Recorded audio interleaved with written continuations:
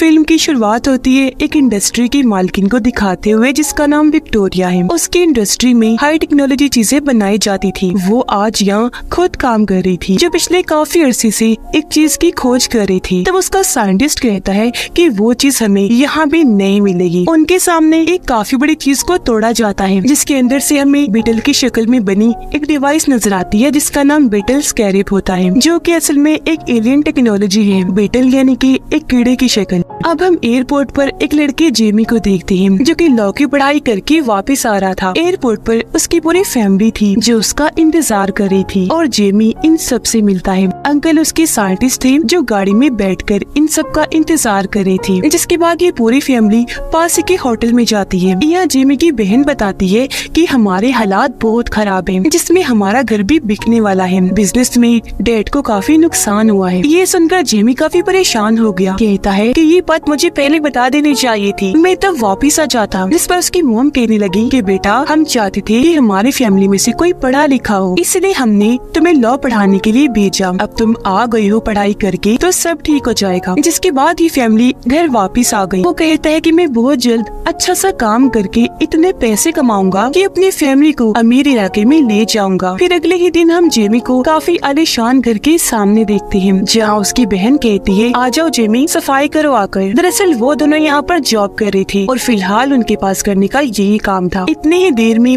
यहाँ विक्टोरिया आ गई अपने गार्ड के साथ, क्योंकि ये उसी का घर था। अब जब विक्टोरिया आगे बढ़ी तो हम उसकी भतीजी को देखते हैं, जिसका नाम जेना था। वो उस पर बहुत ज्यादा गुस्सा करती है। जेना उसे एक वीडियो दिखाती है जिसमें विक्टोरिया ने एक हाईटेक डिवाइस बनाई थी। उस डिवाइस को जब किसी इंसान में लगाया जाता है तो वो इंसान बहुत ताकतवर सोल्जर बन जाता है। इतना ताकतवर कि वो सोल्जर अकेला ही पूरी आर्मी पर भारी पड़ सकता है और एक हथियार की तरह काम कर सकता है। जेना बताती है कि इस प्रोजेक्ट की वजह से मैं भड़की हुई हूँ, क्योंकि इस पर तुम्हारा काम काफी आगे बढ़ चुका है। हालांकि हमने सालों पहले ये प्रोजेक्ट बंद कर दिया था और इसे रोकने का फैसला मेरे डैड का था, क्योंकि इस डिवाइस की मदद से इंसान हथियार जैसा बन जाएगा, दुनिया को तबाह कर देगा। मेरे डैड तबाहकुन इंसान बनाना नहीं चाहते थे, तो फिर आप दोबारा क्यों इस टेक्नोलॉजी को इस्तेमाल में ला रही है। इस पर विक्टोरिया भी गुस्सा हो जाती है। कहती है कि तुम्हारे डैड की बात, मैंने इस कंपनी को चलाया, तुम्हारा इस कंपनी में बस हिस्सा ही है। इसे कैसे चलाना है ये मेरा काम है, मैं ही बेहतर जानती हूँ। मैं नहीं चाहती कि तुम या तुम्हारी माँ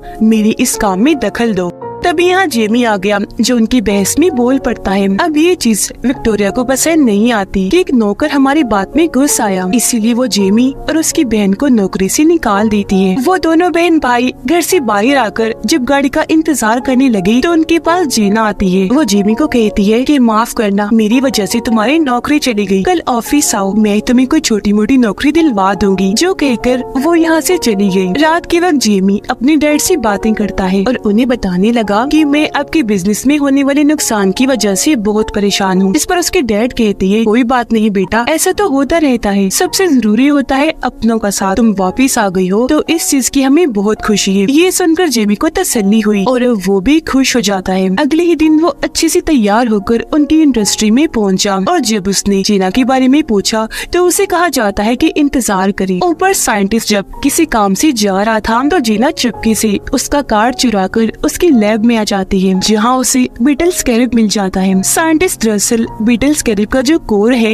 यानी मेन हिस्सा, उसे निकाल कर सूट में डालने वाला था ताकि इसकी सारी ताकतें सूट में चली जाएं। तब जेना उस स्कैरिप को एक बॉक्स में डालकर चुपके से लैब से बाहर निकल जाती है और जब वो नीचे आई तो जेमी उसके पास आ जाता है। जेना उसे कहती है, अभी मैं जल्दी में हूँ, बाद में मिलते हैं हम। अब तभी यहाँ सिक्योरिटी अलार्म बज जाता है। जेना वो बॉक्स जिसमें बीटल स्कैरिप था वो जेमी को देते हुए कहती है कि इसे अपने पास रखो, तुमने इसे खोलना नहीं और अपनी जान से भी ज्यादा हिफाजत करनी है। जो कहकर वो जेमी को यहाँ से भेज देती है और खुद गार्ड के साथ आगे बढ़ गई। घर आकर जेमी अपने घर वालों को सब बताता है जो उसके साथ हुआ और उन्हें वो बॉक्स दिखाता है, जिस पर उसकी फैमिली काफी कंफ्यूज थी और वो जेमी को बॉक्स को खोलने का कहती है। उनकी बात मानकर जेमी ने बॉक्स भी खोल दिया, जिसके अंदर से उन्हें बीटल स्कैरिप मिलता है, जिसे जेमी बड़े गौर से देखने लगा। जब उसने हाथ में लिया तो स्कैरिप चमकने लगा और अचानक ही ऑन होकर जेमी के मुंह पर चिपक जाता है, जो देखकर सारे घर वाले काफी डर गए। जिसके साथ जेमी का जिस्म अचानक से खौफनाक तरीके से बदलने लगा। उसके जिस्म पर सूट चढ़ना शुरू हो जाता है और अब वो बन जाता है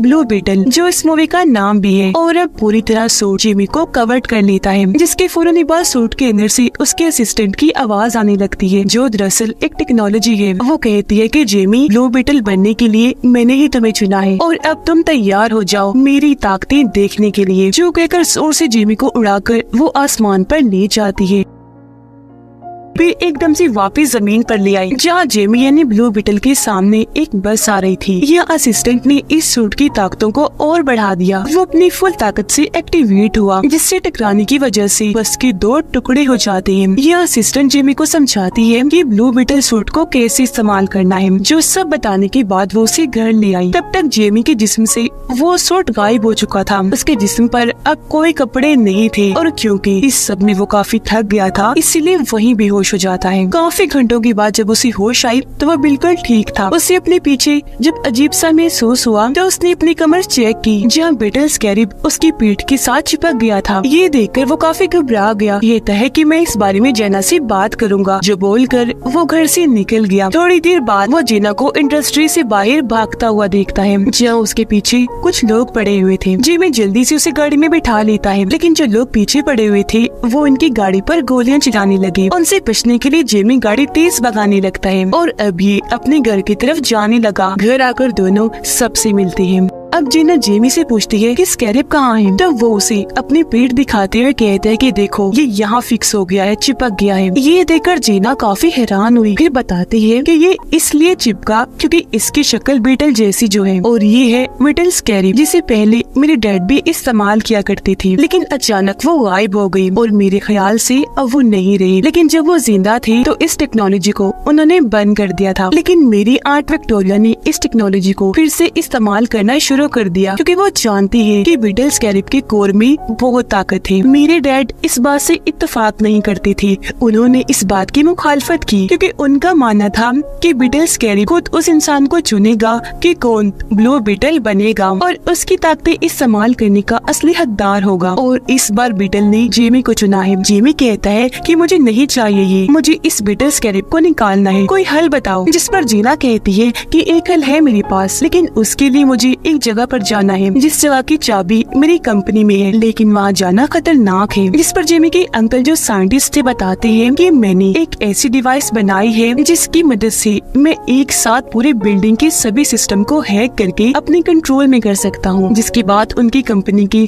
सभी कैमरा सिस्टम को हैक कर लिया जाता है और वहाँ एक कार्टून चलना शुरू हो जाता है। इस बीच मौका पाकर जेनी अंदर घुसी और कंपनी की एक घड़ी चुरा कर जेमी के साथ वहाँ से बाहर आ जाती है। बाहर विक्टोरिया का गार्ड खड़ा था जो इनको मारने के लिए तेजी से इनकी तरफ आने लगा। उसने जैसे हमला करने के लिए हाथ आगे किया, जेमी उसके हाथ को पकड़ लेता है और अचानक ही उसका सूट एक्टिवेट हो गया और वो फिर से बन गया ब्लू बीटल। इसलिए वो गार्ड को मारकर दूर फेंक देता है। ये देखकर गार्ड भी अपने असली रूप में आ गया। दरअसल उसे भी विक्टोरिया ने एक सूट बना कर दिया था। वो भी एक्टिवेट होकर इसके जिस्म पर चढ़ जाता है। वो फिर से ब्लू बीटल पर हमला कर देता है। एक साथ उसने कई हमले किए जिन सबको ब्लू बीटल ने अपनी ताकतों से रोक दिया। लेकिन एक वक्त ऐसा आता है जब गार्ड ब्लू बीटल पर भारी पड़ने लगा। उसने बीटल को दबोच लिया और बस उसे मारने ही वाला था कि तभी गाड़ी लेकर जेमी के अंकल यहाँ आ गए। उसने जोर से गार्ड के अंदर गाड़ी दे मारी, जिससे वो काफी दूर जाके गिरा। अब ये मौका देखकर तीनों जल्दी से गाड़ी में बैठे और यहाँ से निकल गए। जीना उन्हें कहती है कि अब हमें शहर से बाहर जाना है। शहर से बाहर आते ही ये जीना के डैड के दूसरे घर पर गए, जहाँ जमीन पर एक काफी बड़ा बीटल बना हुआ था। उसे देखकर जीना हाथ में बनी हुई घड़ी के जरिए उस बीटल के नीचे बनी खुफिया रास्ते को खोल लेती है और ये तीनों नीचे आ जाते हैं। यहाँ आकर पता चला कि सबसे पहले ब्लू बीटल जीना के डैड थे। उन्होंने ही सबसे पहले बीटल स्कैरिब की ताकतों और टेक्नोलॉजी को इस्तेमाल किया। अब यहाँ की हर एक चीज को देखकर जेमी के अंकल काफी मुतासिर हुए और वो बीटल स्कैरिब की टेक्नोलॉजी को समझने लगते हैं, जिसके मुताबिक अगर स्कैरिब ने खुद तो किसी के साथ जोड़ लिया तो उसे अलग नहीं किया जा सकता। तो जाहिर है है ये बीटल स्कैरी पप जेमी से अलग भी नहीं किया जा सकता। वो उस इंसान के हर एक सेल से जुड़ जाती है और अगर ऐसा हुआ तो इसमें जेमी की मौत हो सकती है। अब ये सुनकर जेमी को काफी गुस्सा आ जाता है। वो वहाँ से निकलकर छत पर आकर बैठ गया। थोड़ी देर की बात उसकी अंकल भी उसके पास आकर बैठ गए और जेमी को समझाने लगते हैं कि जेना की मदद से तुम्हें जो पावर मिली है वो काफी अच्छी है। जिन पावर्स के लिए लोग तो तरसते हैं तो तुम्हें वो ऐसे मिल गई। तभी छत पर जेना भी आ गई। देखती है कि एक हाईटेक प्लेन शहर से उड़ा और अब जेमी के घर की तरफ आ रहा है। उसे शक हुआ। उसने इस बारे में जेमी और उसके अंकल को बताया। ये लोग देखते हैं कि प्लेन में भी बहुत सारे लोग हैं और इनके घर के बाहर भी बहुत सारे सोल्जर्स खड़े हैं। ये देखकर जेमी समझ गया कि हम पर कोई मुसीबत आने वाली है। उसे अपनी फैमिली की फिक्र थी तो उनकी मदद करने के लिए वो चिल्लाने लगा ताकि उसका सूट ऑन हो जाए, लेकिन ऐसा नहीं होता। जिससे जेमी समझ गया कि ये सूट मुझे मुसीबत में देकर ही एक्टिवेट होता है, इसीलिए वो वहाँ से कूद पड़ता है। अब वो नीचे गिरकर मर ना जाए इसलिए ब्लू बीटल हवा में आते ही एक्टिवेट हो गया और अब ब्लू बीटल बनते ही वो वहाँ से आगे बढ़ जाता है। हाईटेक प्लेन में विक्टोरिया और उसका गार्ड थी। नीचे सोल्जर्स जेमी के घर में घुसकर सबको बाहर निकाल रहे थे, लेकिन तभी जेमी इन्हीं ब्लू बीटल उड़ता हुआ वहाँ आया और अपने मुक्कों से मारता हुआ सब सोल्जर्स को उड़ा देता है और अपने घर वालों को यहाँ से भागने का कहता है।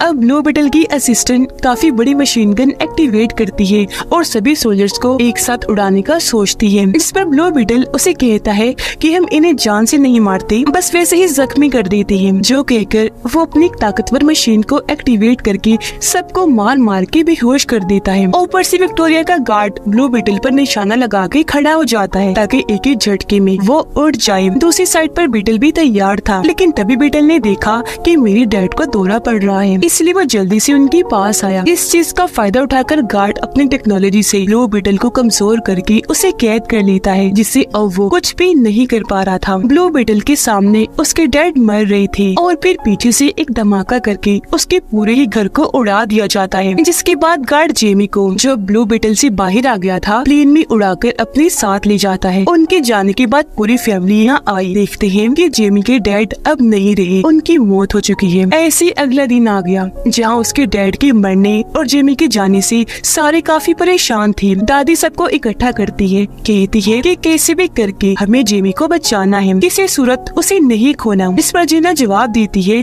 कि इस मिशन में मैं भी आपका पूरा पूरा साथ दूंगी। जो कहने के बाद जेना उन्हें अपने डैड की एक और जगह पर लेकर गई, जहाँ उसके डैड ने एक बीटल प्लेन भी बनाया हुआ था, जिसके अंदर बैठकर ये लोग यहाँ से निकल जाते हैं। प्लेन में जेना उन सबको अपने डैड के बनाए हाईटेक हथियार देती है, जिसमें जेमी की दादी एक मशीन गन लेती है। फिर ये लोग विक्टोरिया के आइलैंड पर बने उसके किले को देखते हैं और दादी प्लान बनाती है कि हम उन दुश्मनों का पहले ध्यान भटकाएंगे और अगर उन्हें मारना हुआ तो मारेंगे, फिर अंदर जाकर जेमी को बचा लेंगे। उधर विक्टोरिया ने जेमी को उल्टा लटकाया हुआ था क्योंकि वो उसकी बीटल टेक्नोलॉजी को निकाल कर अपने गार्ड में डालने वाली थी। यहाँ जेमी साइंटिस्ट से मदद मांगता है, जिस पर वो जवाब देता है कि सॉरी, मैं तुम्हारी कोई मदद नहीं कर सकता। साइंटिस्ट बताता है कि इस चीज में जेमी मारा जा सकता है। इस पर वो जवाब देती है कि मुझे इससे कोई फर्क भी नहीं पड़ता।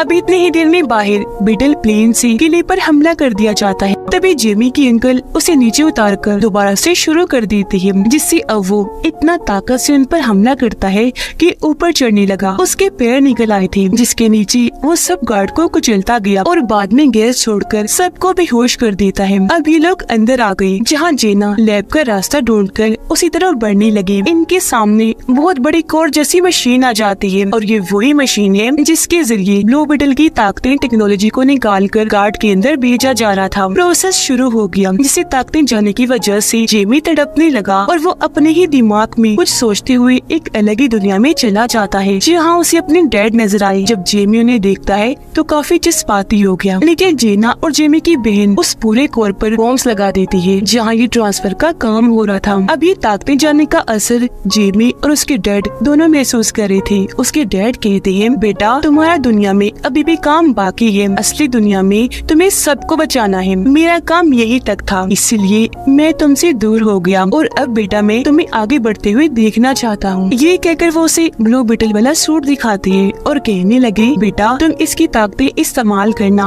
और दुनिया को बचाना। मैं हमेशा तुम्हारे दिल में रहते हुए तुम्हें महसूस होता रहूंगा। जो कहकर वो यहाँ से गायब हो जाती है। अब ये जगह टूटना शुरू हो गई क्योंकि तबाह हो रही थी। सब कुछ तहस-नहस होने से पहले जिमी ठीक वक्त पर अपने ब्लू बीटल वाले सूट को हाथ लगा देता है, जहाँ बाहर तब तक उसकी सारी पावर्स और टेक्नोलॉजी को उसमें से निकाल कर गार्ड में डाल दिया गया था और अब गार्ड अपनी नई टेक्नोलॉजी के साथ बिल्कुल तैयार था। लेकिन इससे पहले कि जिमी मरता, जीना वहाँ धमाका कर देती है, जिससे वो पूरी कोर मशीन तबाह बर्बाद हो जाती है क्योंकि वहाँ धमाका ही बहुत बड़ा हुआ था। और ऐसा होते ही जिमी उनकी कैद से आजाद हो गया। वो अपनी ताकतों को एक्टिवेट करने की कोशिश करने लगा, जिस पर असिस्टेंट कहती है कि ब्लू बीटल की एक्टिवेट होने में थोड़ा वक्त लगेगा क्योंकि वो चार्ज नहीं है। अब यहाँ से साइंटिस्ट जिमी की मदद करता है भागने में और जब इस बात का गार्ड को पता चला उसने साइंटिस्ट को मार दिया। जिमी वहाँ से भागता है और गार्ड जो अपने सूट के साथ बिल्कुल तैयार था वो अपना कोई भी हथियार इस्तेमाल कर सकता था और उसे ऐसे पाकर विक्टोरिया काफी खुश थी।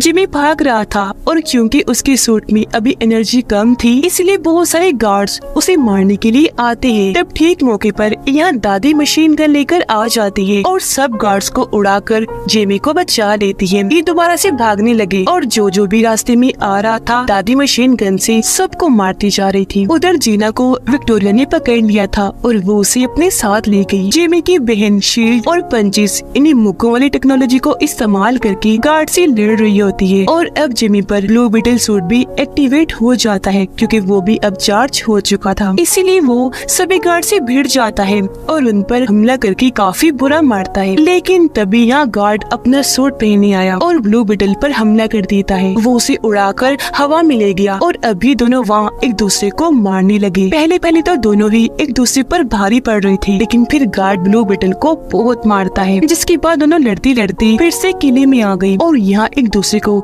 जबरदस्त टक्कर दे रही थी। अब यहाँ जिमी के अंकल गार्ड के सर पर वार करते हैं, जिससे वो जवाब में उसके अंकल के पास धमाका करता है और वो काफी जख्मी हो गई। ये देखकर ब्लू बीटल को काफी गुस्सा आया और अब वो अपनी पूरी पावर्स का इस्तेमाल करके गार्ड पर हमला कर देता है और उसके अंदर से तेज रोशनियां निकलने लगी। उधर विक्टोरिया जीना को बताती है कि मैंने ब्लू बीटल के कोर को अपने मोबाइल में डाउनलोड कर लिया है, जिसकी मदद से अब मैं लाखों की तादाद में सूट बनाऊंगी और मुझे रोकने वाला भी कोई नहीं होगा। अब ये सुनकर जीना को गुस्सा आ गया और वो वहाँ बीटल टेक्नोलॉजी वाली च्युइंगम को थूक देती है, जिससे वो हर तरफ फैलने लगी। ऐसे करने के बाद जीना गार्ड्स को काफी मारती है। नीचे ब्लू बीटल ने गार्ड को काफी मारकर बुरा हाल कर दिया था। वो उसे नीचे लिटाकर गला काटने ही वाला था कि तभी असिस्टेंट उसे ऐसा करने से मना करती है और उसे किसी की जान न लेने वाली असूल को याद करवाती है। इस पर रोते हुए जिमी बोला कि इसने पहले मेरे डैड को मारा और फिर मेरे अंकल को बॉम्ब से जख्मी कर दिया और अब मैं भी इससे बदला लूंगा। ये सुनकर असिस्टेंट उसे गार्ड की जिंदगी दिखाती है कि वो अपनी मोम के साथ रहा करता था, लेकिन एक दिन मिसाइल के हमले से उसकी मोम की मौत हो गई और क्योंकि वो अकेला रह गया था तो उसे जबरदस्ती आर्मी में भेज दिया गया। लेकिन एक दिन बॉम्ब पर पैर आ जाने की वजह से गार्ड का पूरा जिस्म तबाह हो गया और जब इस बारे में विक्टोरिया को पता चला तो उसने फायदा उठाकर गार्ड को अपने एक्सपेरिमेंट तजुर्बे में इस्तेमाल किया, उसे नया जिस्म दिया, जिसके बाद वो उसे अपने हिसाब से चलाने लगी। अब ये गार्ड जो कुछ भी करता है उसके पीछे विक्टोरिया का हाथ होता है। तो अब यहाँ जिमी उसे कुछ नहीं कहता, छोड़ देता है। उधर जीना अपनी आंट विक्टोरिया का फोन ही तोड़ देती है, जिससे उसका फोन तबाह होने से अब उसके पास ब्लू बीटल की टेक्नोलॉजी नहीं रही, तो अब वो खतरनाक सूट भी नहीं बना पाएगी। अब गार्ड विक्टोरिया के पास जाता है जहाँ वो उसे हुक्म देती है कि जाओ जीना और ब्लू बीटल को मार दो, लेकिन इस बार वो ऐसा नहीं करता बल्कि विक्टोरिया को पकड़ के अपनी मोम को याद करके अपना सूट तबाह कर देता है, जो देखकर जीना और जिमी जल्दी से आकर बैटल पेन में बैठ जाते हैं। वहाँ काफी बड़ा धमाका होने लगा जिसमें गार्ड और विक्टोरिया के मरने के साथ साथ पूरा किला भी तबाह हो गया, जबकि वो सारे लोग मिडिल प्लेन में बैठकर वहाँ से निकल गए। जेमी देखता है कि मेरे अंकल मरे नहीं बल्कि जिंदा बच गए थे, तो उन्हें देखकर जेमी बहुत खुश हो जाता है। कुछ दिन के बाद दिखाया गया कि विक्टोरिया के मरने के बाद अब जेना इस इंडस्ट्री को चलाने वाली है। वो खबरों में बताती है कि मैं कंपनी में हो रहे गलत कामों को रोककर कंपनी को अच्छे रास्ते पर चलाऊंगी। अब घर में जेना आई जो कहती है कि मैंने आप सबकी मदद करने के लिए इस पूरी जगह को खरीद लिया है और मैं ये जगह वापस आपको तोहफे में दे रही हूँ। आप यहाँ अच्छी जिंदगी गुजारिए। जो सुनकर सारी फैमिली बहुत खुश हो जाती है। अब जब जेना वहाँ से जा रही थी तो उसे छोड़ने जिमी भी उसके साथ आया। वो यहाँ उसे अपने दिल की बात करता है कि मैं तुमसे प्यार करता हूँ, मुझसे शादी करोगी। ये सुनकर जेना बहुत खुश हो जाती है और हाँ बोलकर दोनों गले से लग जाते हैं। अब तब यहाँ जेमी का ब्लू बटन सूट फिर से एक्टिवेट हो गया, जिसके साथ दोनों हवा में उड़ते उड़ते काफी ऊपर चले जाते हैं और अपनी इस सैर को काफी एंजॉय करने लगे। और इसी के साथ इस फिल्म के यहीं पर हैप्पी एंडिंग हो जाती है।